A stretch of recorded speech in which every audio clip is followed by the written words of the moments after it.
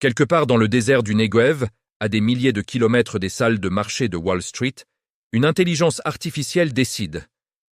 Elle ne dort pas. Elle ne doute pas. Elle calcule. Son nom, Palantir. Et depuis les frappes américaines sur l'Iran, une question hante les chancelleries et les rédactions du monde entier.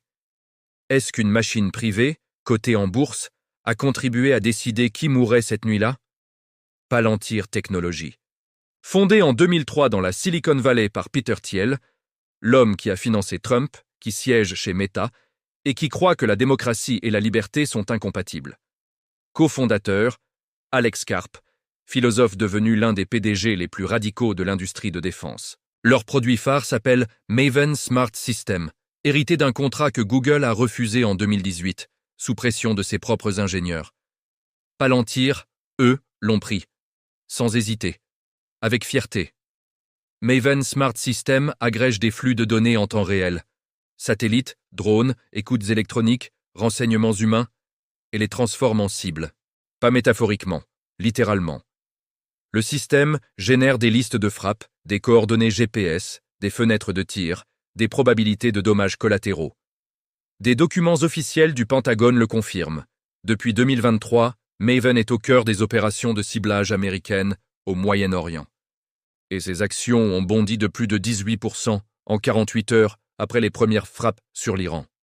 Ce qui se joue ici dépasse la technologie. C'est une mutation historique de la guerre. Pendant des siècles, l'ordre de tuer relevait d'une chaîne humaine.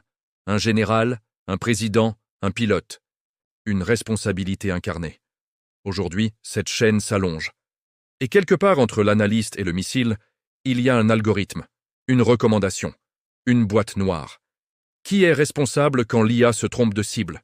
Qui répond des civils tués dans une frappe optimisée? Le soldat qui a cliqué? L'officier qui a validé? Ou l'actionnaire de Palantir qui a encaissé son dividende? À Gaza, des enquêtes d'ONG ont révélé qu'un système similaire, baptisé Lavender, avait été utilisé par l'armée israélienne pour générer des cibles à un rythme que des officiers eux-mêmes ont décrit comme industriel.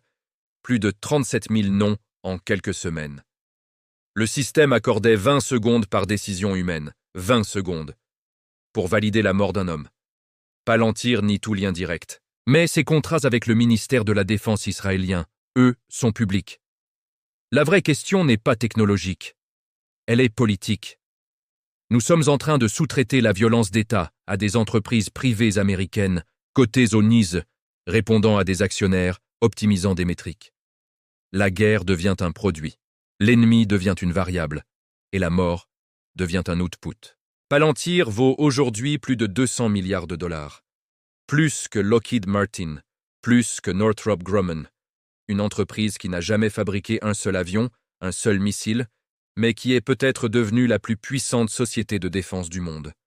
Parce que dans la guerre du XXIe siècle, l'arme la plus redoutable n'est pas celle qui détruit, c'est celle qui désigne.